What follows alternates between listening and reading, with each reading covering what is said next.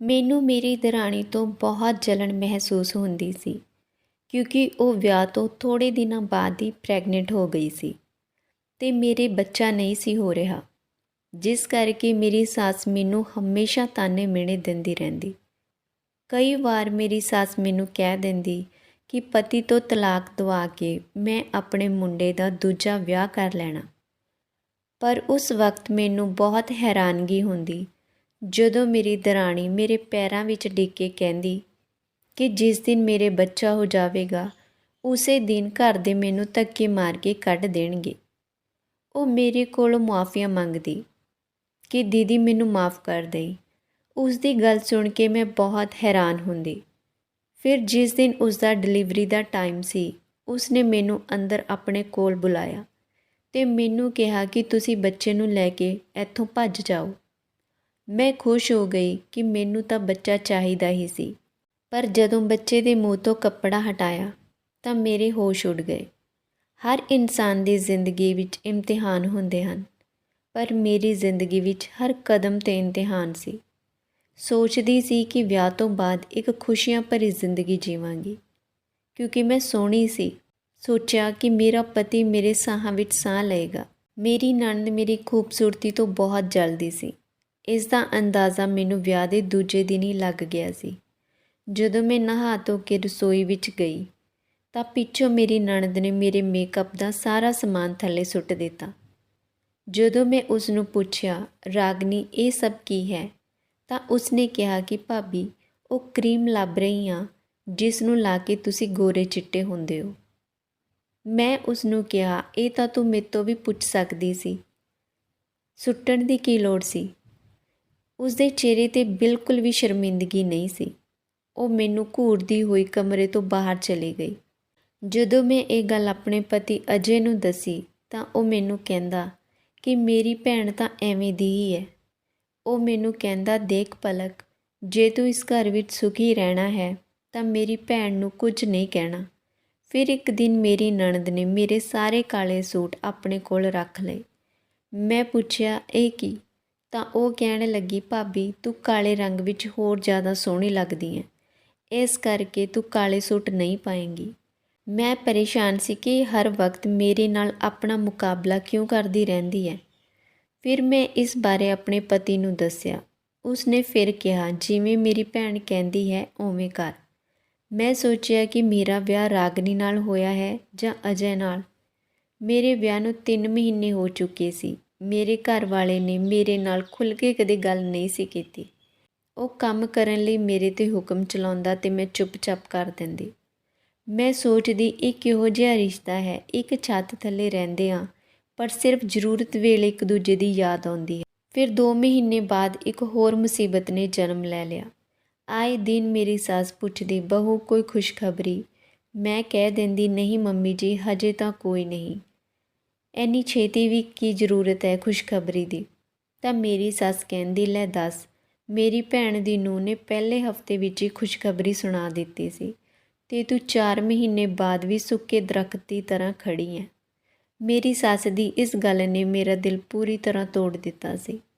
ਦੇਖਦੇ ਦੇਖਦੇ 1 ਸਾਲ ਬੀਤ ਗਿਆ। ਹਰ ਰੋਜ਼ ਨਣਦ ਅਤੇ ਸੱਸ ਕੋਈ ਨਾ ਕੋਈ ਬਹਾਨਾ ਲੱਭ ਲੈਂਦੀਆਂ ਮੈਨੂੰ ਤਾਨੇ ਮਿਹਣੇ ਮਾਰਨ ਦਾ, ਪਰ ਮੈਂ ਹਜੇ ਤੱਕ ਆਪਣੇ ਪਤੀ ਨੂੰ ਖੁਸ਼ਖਬਰੀ ਨਹੀਂ ਦੇ ਪਾ ਰਹੀ ਸੀ।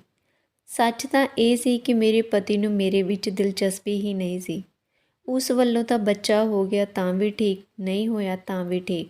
ਬਾਕੀ ਹੱਲ ਮੇਰੀ ਸੱਸ ਨੇ ਕੱਢ ਹੀ ਰੱਖਿਆ ਸੀ ਕਿ ਤਲਾਕ ਦੇ ਕੇ ਦੂਜਾ ਵਿਆਹ ਕਰ ਦੇਣਾ।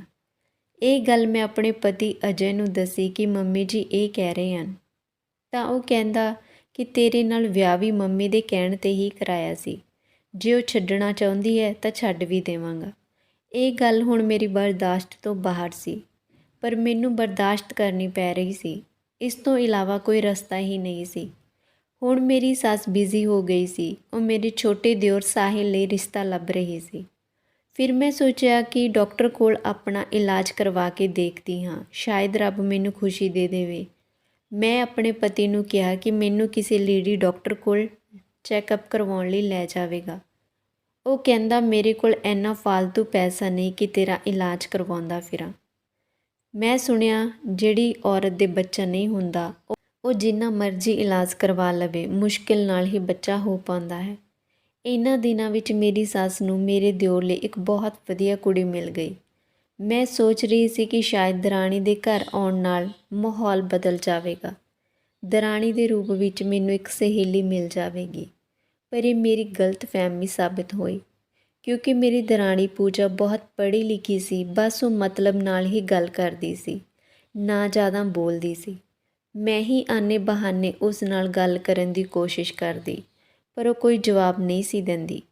ਮੇਰੀ ਨਣਦ ਵੀ ਉਸ ਨਾਲ ਠੀਕ ਸੀ, ਕੋਈ ਰੋਕ ਟੋਕ ਨਹੀਂ ਸੀ ਕਰਦੀ। ਮੇਰੇ ਦਿਓਰ ਦੇ ਵਿਆਹ ਨੂੰ 4 ਹਫ਼ਤੇ ਹੋਏ ਸੀ। ਮੇਰੀ ਦਰਾਣੀ ਚੱਕਰ ਆ ਕੇ ਗਿਰ ਗਈ। ਹਸਪਤਾਲ ਵਿੱਚ ਲਿਜਾਇਆ ਗਿਆ ਤਾਂ ਪਤਾ ਚੱਲਿਆ ਉਹ ਪ੍ਰੈਗਨੈਂਟ ਹੈ। ਇਹ ਗੱਲ ਮੇਰੇ ਉੱਤੇ ਬਿਜਲੀ ਵਾਂਗ ਗਿਰੀ। ਮੈਂ ਸੋਚਿਆ ਹੁਣ ਤਾਂ ਮੇਰੀ ਸੱਸ ਮੇਰਾ ਹੋਰ ਵੀ ਜੀਣਾ ਮੁਹਾਲ ਕਰ ਦੇਣਾ।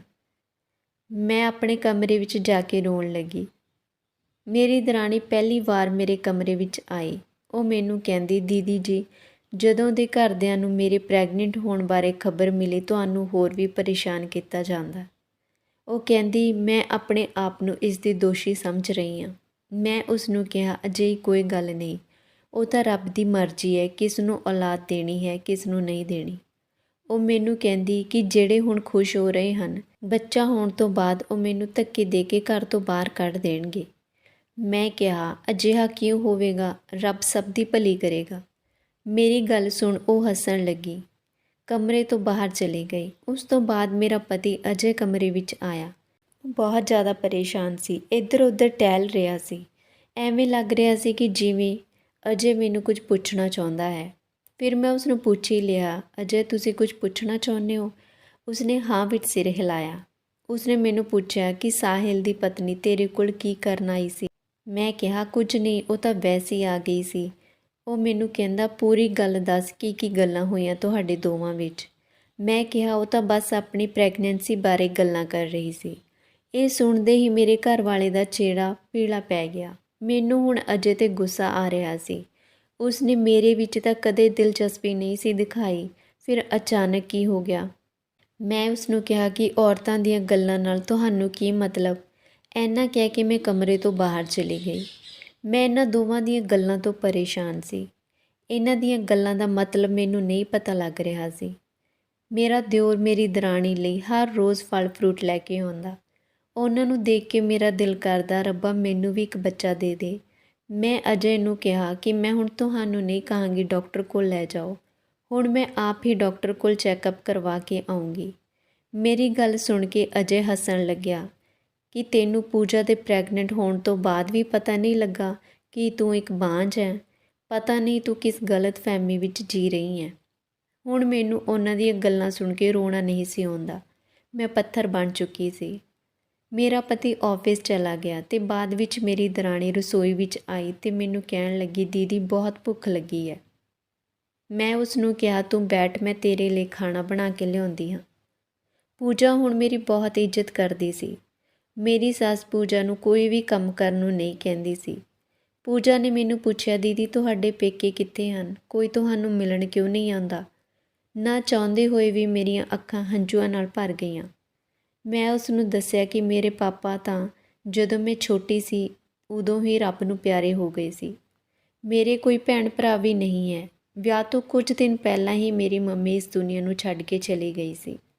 ਸ਼ਾਇਦ ਮੇਰੀ ਸੱਸ ਨੇ ਮੈਨੂੰ ਇਸ ਲਈ ਹੀ ਵਿਆਹਿਆ ਸੀ ਕਿ ਮੇਰੇ ਪਿੱਛੇ ਕੋਈ ਨਹੀਂ ਹੈ, ਇਸ ਨਾਲ ਜਿਵੇਂ ਮਰਜ਼ੀ ਸਲੂਕ ਕਰੀ ਜਾਓ।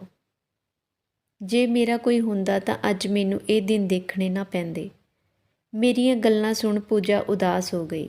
ਮੈਂ ਉਸ ਨੂੰ ਕਿਹਾ, ਸ਼ੁਕਰ ਹੈ ਰੱਬ ਦਾ, ਤੇਰੀ ਛੇਤੀ ਸੁਣ ਲਈ, ਨਹੀਂ ਤਾਂ ਤੈਨੂੰ ਵੀ ਆ ਸਭ ਸਹਿਣਾ ਪੈਂਦਾ। ਉਹ ਕਹਿੰਦੀ ਕਿ ਸ਼ਾਇਦ ਮੈਨੂੰ ਆ ਸਭ ਬੱਚਾ ਹੋਣ ਤੋਂ ਬਾਅਦ ਸਹਿਣਾ ਪਵੇਗਾ, ਜੋ ਤੁਸੀਂ ਹੁਣ ਸਹਿ ਰਹੇ ਹੋ। ਮੈਂ ਉਸ ਨੂੰ ਕਿਹਾ, ਸੱਚ ਦੱਸ ਪੂਜਾ, ਐਵੇਂ ਕਿਉਂ ਕਹਿੰਦੀ ਆ? ਬੱਚਾ ਹੋਣ ਤੋਂ ਬਾਅਦ ਤਾਂ ਸਭ ਦੀ ਲਾਡਲੀ ਬਣ ਜਾਵੇਂਗੀ। ਉਹ ਕਹਿੰਦੀ, ਦੀਦੀ ਸ਼ਾਇਦ ਤੁਸੀਂ ਕੋਈ ਬੁਰਾ ਸੁਪਨਾ ਦੇਖ ਲਿਆ ਜੋ ਐਵੇਂ ਦੀਆਂ ਗੱਲਾਂ ਕਹਿ ਰਹੇ ਹੋ। ਹੁਣ ਰਾਤ ਨੂੰ ਫਿਰ ਮੇਰੇ ਕਮਰੇ ਵਿੱਚ ਆਈ, ਮੇਰੇ ਤੋਂ ਮਾफ़ੀ ਮੰਗਣ ਲੱਗੀ। ਮੈਨੂੰ ਸਮਝ ਨਹੀਂ ਸੀ ਆ ਰਹੀ ਕਿ ਉਹ ਵਾਰ-ਵਾਰ ਕਿਉਂ ਕਰ ਰਹੀ ਹੈ। ਜਿਵੇਂ ਡਿਲੀਵਰੀ ਦੇ ਦਿਨ ਨੇੜੇ ਆ ਰਹੇ ਸੀ, ਉਹ ਬਹੁਤ ਪਰੇਸ਼ਾਨ ਰਹਿਣ ਲੱਗ ਪਈ ਸੀ। ਇੱਕ ਦਿਨ ਉਸ ਦੀ ਹਾਲਤ ਖਰਾਬ ਹੋ ਗਈ। ਮੇਰੀ ਦਰਾਣੀ ਨੇ ਆਪਣੇ ਆਪ ਨੂੰ ਕਮਰੇ ਵਿੱਚ ਬੰਦ ਕਰ ਲਿਆ। ਉਹ ਜ਼ੋਰ-ਜ਼ੋਰ ਨਾਲ ਚੀਕਾਂ ਮਾਰ ਰਹੀ ਸੀ। ਮੇਰੀ ਸੱਸ ਨੇ ਦਰਵਾਜ਼ਾ ਖੜਕਾਇਆ ਕਿ ਚੱਲ ਤੈਨੂੰ ਡਾਕਟਰ ਕੋਲ ਲੈ ਕੇ ਚੱਲਦੇ ਹਾਂ। ਉਹ ਕਹਿੰਦੀ ਨਹੀਂ, ਮੈਂ ਆਪਣੇ ਬੱਚੇ ਨੂੰ ਆਪ ਹੀ ਜਨਮ ਦੇਵਾਂਗੀ। ਬਸ ਦੀਦੀ ਨੂੰ ਮੇਰੇ ਕਮਰੇ ਵਿੱਚ ਭੇਜ ਦੇਵੋ। ਮੇਰੀ ਸੱਸ ਨੇ ਜ਼ਬਰਦਸਤੀ ਮੈਨੂੰ ਕਮਰੇ ਵਿੱਚ ਭੇਜ ਦਿੱਤਾ। ਮੈਂ ਡਰ ਰਹੀ ਸੀ ਕਿਉਂਕਿ ਮੈਨੂੰ ਤਾਂ ਇਸ ਬਾਰੇ ਕੁਝ ਵੀ ਨਹੀਂ ਸੀ ਪਤਾ ਕਿ ਮੈਂ ਕੀ ਕਰਾਂਗੀ। ਜਦੋਂ ਮੈਂ ਅੰਦਰ ਗਈ ਤਾਂ ਮੇਰੀ ਦਰਾਣੀ ਦੇ ਬੱਚੇ ਨੂੰ ਜਨਮ ਦੇ ਦਿੱਤਾ ਸੀ। ਉਹ ਮੈਨੂੰ ਕਹਿਣ ਲੱਗੀ, ਤੁਸੀਂ ਬੱਚੇ ਨੂੰ ਲੈ ਕੇ ਭੱਜ ਜਾਓ। ਮੈਂ ਉਸ ਨੂੰ ਕਿਹਾ, ਪਾਗਲ ਤਾਂ ਨਹੀਂ ਹੋ ਗਈ।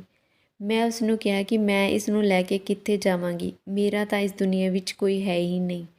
ਉਸ ਨੇ ਮੈਨੂੰ ਇੱਕ ਪਤਾ ਦਿੱਤਾ ਕਿ ਇਸ ਪਤੇ 'ਤੇ ਤੁਸੀਂ ਬੱਚੇ ਨੂੰ ਲੈ ਕੇ ਚਲੇ ਜਾਓ। ਮੈਂ ਬਾਰੀ ਵਿੱਚ ਦੀ ਬੱਚੇ ਨੂੰ ਲੈ ਕੇ ਨਿਕਲ ਗਈ। ਆਖਿਰਕਾਰ ਮੈਂ ਉਸ ਪਤੇ 'ਤੇ ਜਾ ਪਹੁੰਚੀ ਜੋ ਪੂਜਾ ਨੇ ਮੈਨੂੰ ਦਿੱਤਾ ਸੀ। ਕਿਸੇ ਨੇ ਦਰਵਾਜ਼ਾ ਖੋਲ੍ਹਿਆ ਤਾਂ ਦਰਵਾਜ਼ਾ ਖੋਲ੍ਹਦੇ ਮੈਨੂੰ ਪੁੱਛਿਆ, ਤੁਸੀਂ ਤਾਂ ਪੂਜਾ ਦੇ ਜਠਾਣੀ ਹੋ। ਮੈਂ ਹਾਂ ਵਿੱਚ ਸਿਰ ਹਿਲਾਇਆ ਅਤੇ ਮੈਂ ਅੰਦਰ ਚਲੀ ਗਈ। ਉੱਥੇ ਪੂਜਾ ਦੇ ਮੰਮੀ ਪਾਪਾ ਭੈਣ ਭਰਾ ਵੀ ਮੌਜੂਦ ਸਨ। ਉਹਨਾਂ ਨੇ ਮੈਨੂੰ ਪੁੱਛਿਆ, ਤੁਹਾਡੀ ਗੋਦ ਵਿੱਚ ਕੀ ਹੈ? ਮੈਂ ਕਿਹਾ, ਪੂਜਾ ਦਾ ਬੱਚਾ।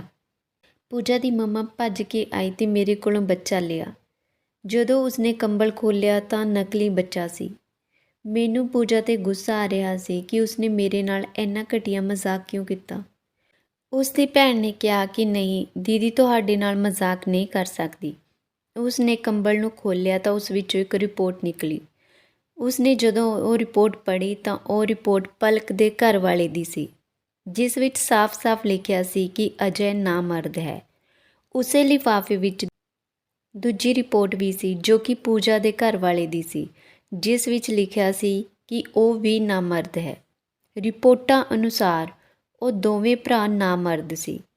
ਪੂਜਾ ਨੂੰ ਇਸ ਗੱਲ ਦਾ ਪਤਾ ਪਹਿਲਾਂ ਹੀ ਲੱਗ ਚੁੱਕਿਆ ਸੀ ਤੇ ਉਸਨੇ ਬੱਚਾ ਹੋਣ ਦਾ ਨਾਟਕ ਕੀਤਾ ਤਾਂ ਜੋ ਪਲਕ ਨੂੰ ਇਸ ਨਰਕ ਭਰੀ ਜ਼ਿੰਦਗੀ 'ਚੋਂ ਆਜ਼ਾਦ ਕਰਵਾ ਸਕੇ। ਪਰ ਪੂਜਾ ਦੇ ਪਤੀ ਤੇ ਸੱਸ ਨੇ ਸੋਚਿਆ ਸ਼ਾਇਦ ਕੋਈ ਚਮਤਕਾਰ ਹੋ ਗਿਆ ਜੋ ਪੂਜਾ ਪ੍ਰੈਗਨੈਂਟ ਹੋ ਗਈ।